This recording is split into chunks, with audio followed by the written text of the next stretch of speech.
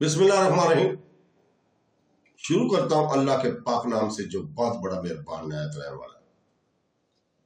दोस्तों, बहनों, भाइयों, बुजुर्गों, अस्सलाम वालेकुम।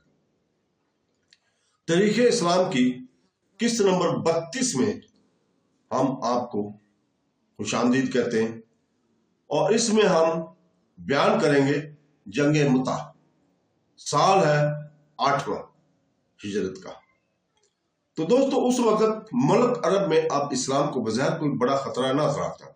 इस्लाम की कबूल करने और शिरक से बेजार होने में जान और माल का खतरा लाजमी न था। अंदरूनी ताकतें यके बाद दिगरे सब अपना अपना जोर इस्लाम के खिलाफ सर्फ करके मायूस हो चुकी थी। इस्लाम मुल्क अरब के अंदर अब खुद सबसे बड़ी ताकत बन चुका था। यूं यूं इस्लाम की कुव्वत और ताकत मुसलमान होती गई, मुल्क अरब में फितना और फसाद कम होते गए। ताम कुरैश मक्का जो तमाम मुल्क अरब में खसूसी अज़्ज़तों और इम्तियाज रखते थे, अभी तक कुफ्र और शिर्क पर कायम और मुसलमानों की मुखालफत में सरगर्म थे।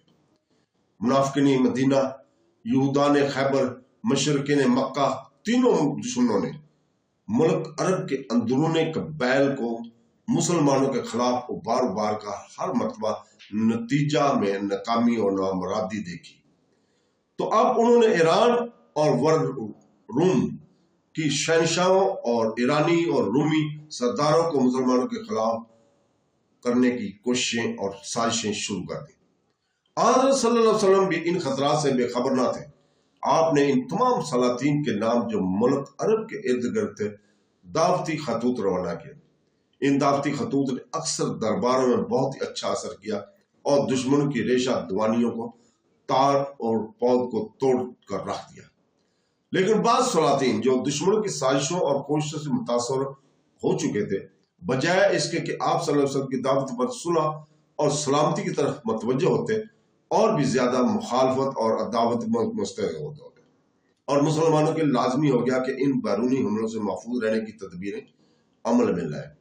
अगर किसी बैरूनी बादशाह का हमला मदीने पर हो जाता तो मुल्क अरब का असर नौ फिर मुखालफत पर मुस्तैद हो जाना और मुसलमानों को कुचला जाना यकीनी था। तो दोस्तों, हज़रत सल्लल्लाहु अलैहि वसल्लम ने जो तबलीगी दावती खतूत सलातीन के नाम लिखे थे, इनमें एक खत हारिस बिन उमैर के हाथों हाकिम बसरा के नाम रवाना किया था। हारिस बिन उमैर अभी बसरा तक न पहुंचे थे, सरात शाम के करीब मुकाम मुता में पहुंचे कि वहां के हाकिम शर्जील बिन उमर हसानी ने, जो कैसर रूम की तरफ से इस इलाका का सूबादार था, हारिस को गिरफ्तार कर लिया था और ये मालूम करके कि ये हाकिम बसरा के पास सल्लल्लाहु अलैहि वसल्लम का कत्ल ये जा रहे था, इनको शहीद कर दिया गया। हारिस बिन उमैर के बिला वजह कत्ल होने की खबर जब मदीना मुनव्वरा पहुंची तो मुसलमानों को सख्त सदमा हुआ। हज़रत सल्लल्लाहु अलैहि वसल्लम ने एक मुहिम इस सरकश फसानी सरदार की सरकोबी के लिए रवाना की, और अगर इस मुहिम की रवानगी में जरा भी तामल होता तो शाम की तरफ से मदीना पर हमला होना यकीनी था। हज़रत सल्लल्लाहु अलैहि वसल्लम ने हुक्म दिया था कि मुसलमान अपने अपने सलाह जंग लेकर मौजा हरक में जमा हो। चुनाचे 3000 इस्लामी लश्कर मौजा हरक में जमा हो गया। आप सल्लल्लाहु अलैहि वसल्लम ने इस लश्कर की सरदारी जैद बिन हारिस की अता फरमाई और हुक्म दिया कि अगर जैद बिन हारिस शहीद हो जाए तो जाफर बिन अबी तालिब इस लश्कर के सरदार होंगे। अगर जाफर बिन भी शहीद हो जाए तो अब्दुल्ला बिन रुआ लश्कर के सरदार होंगे। अगर वो भी शहीद हो जाए तो फिर जिसके लश्कर पसंद करे आप सरदार बना ले। हज़रत सल्लल्लाहु अलैहि वसल्लम थोड़ी दूर तक बस्तरी मुशाहिद पहुंचाने गए, फिर वापस मदीना मुनव्वरा तशरीफ ले आए। हजरत जैद बिन हारिस अपने लश्कर को लेकर मुकाम मान तक बढ़ते चले गए। मुकाम मान में पहुंचकर खबर मिली कि हाक मुता शर्जील बिन मौमरों ने मुसलमानों के मुकाबले के लिए 1 लाख जरार फौज फ्रेम की है और 1 लाख फौज के साथ मुता से थोड़ी दूर पीछे वादी बका में खुद कैसर रूम खैमाजान हो रहा है। इस खबर को सुनकर लश्कर इस्लाम में असार और फिक्र नुमाया हुए। मुसलमान 2 दिन मान में ठहरे रहे और बाहम यह मशवरा होता रहा कि आज़ सल्लल्लाहु अलैहि वसल्लम को खत लिखा जाए और आपके हुक्म और इमदाद का इंतजार किया जाए। ابھی کوئی خاص رائے قائم نہ ہوئی تھی کہ حضرت عبداللہ بن روا نے بلند آواز سے لوگوں کو اپنی طرف مخاطب کر کہا، تم لوگ شہادت کی جستجو میں نکلے ہو۔ کفار سے ہم گنتی یعنی اعداد و شمار اور قوت کے ذریعے نہیں لڑتے، بلکہ ہم اس دین کے ذریعے لڑتے ہیں جس سے اللہ نے ہم کو مشرف کیا ہے۔ پس مقام متا اور لشکر ہر کل کی طرف پیش قدمی کرو اور اپنے لشکر کا اور مسرا درست کر کے کفار کا مقابلہ کرو۔ اس کا نتیجہ ان دو نیکیوں سے خالی نہ ہو سکا، یا تو ہم کو فتح مکہ ہوگی یا شہادت میسر ہوگی۔ حضرت عبداللہ بن روا کا یہ بہادرانہ کلام سن کر حضرت زید بن حارث ایک ہاتھ میں نیزہ اور دوسرے میں جھنڈا لے کر اٹھ کھڑے ہوئے۔ تمام مسلمانوں میں جوش اور شہادت کا شوق پیدا ہوا۔ لشکر اسلام مان سے روانہ ہوا۔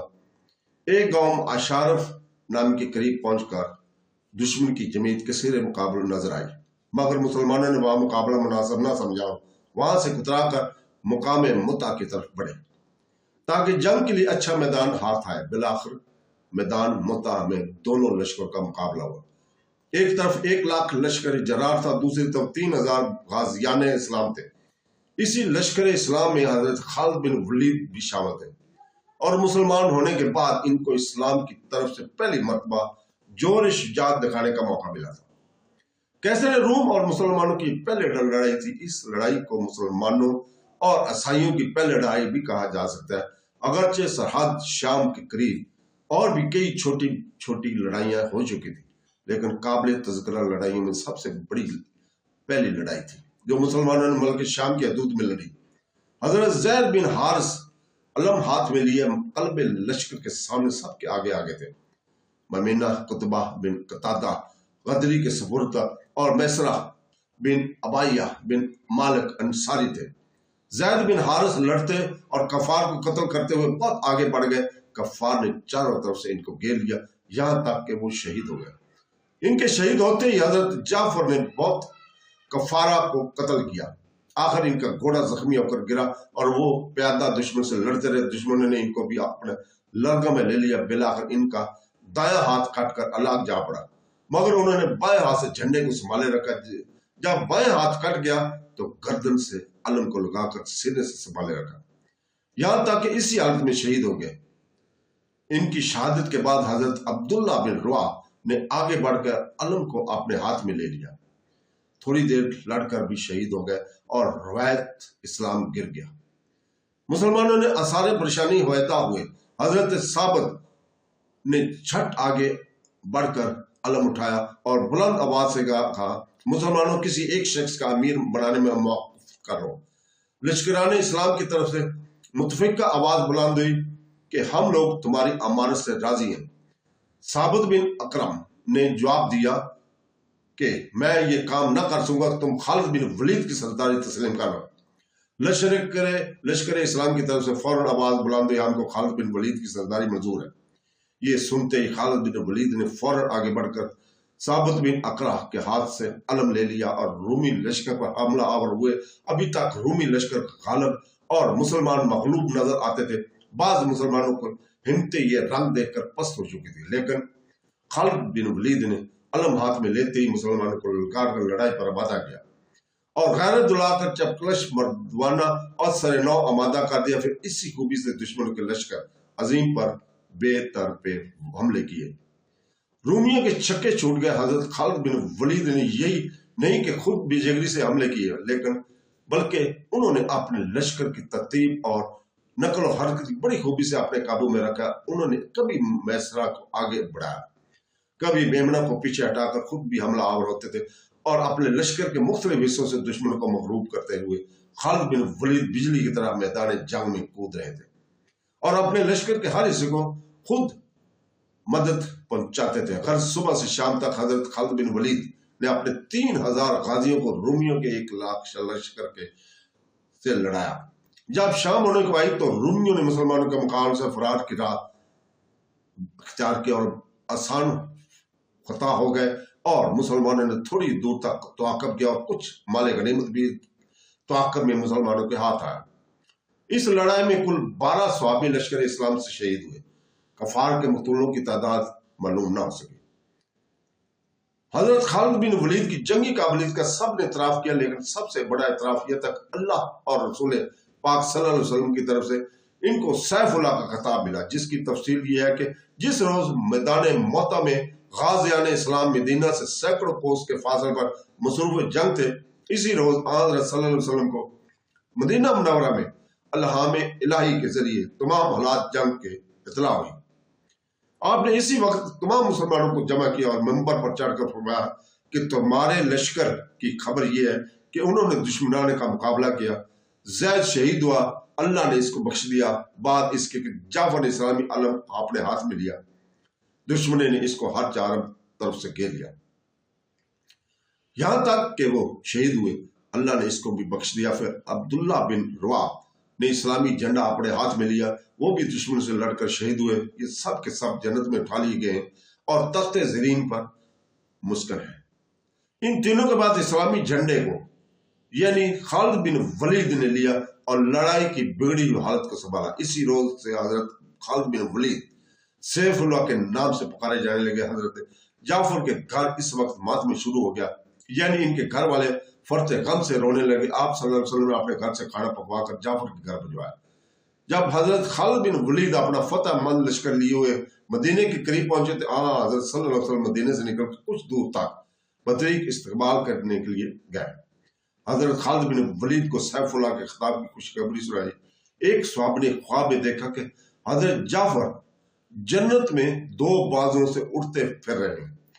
اسی روز سے ان کا نام حضرت جعفر تیار مشہور ہوا۔ ایک روایت میں ہے کہ خود حضرت صلی اللہ علیہ وسلم نے فرمایا کہ حضرت جعفر کو اللہ تعالی نے دو بازو مرحمت فرمائے ہیں جن سے وہ جنت میں اٹھتے پھرتے ہیں۔ اسی روز سے وہ ذوالجنان ہیم اور تیار کے لقب سے معصوم ہوئے۔ جنگ مطا ماہ جمادی الاول سن 8 ہجری میں ہوئی تھی۔ تو دوستو اس کے ساتھ ہی ہم اجازت چاہتے ہیں کل تک کے لیے۔ کل ہم اسی وقت آپ کے سامنے نیکسٹ قسط پیش کریں گے۔ اللہ حافظ۔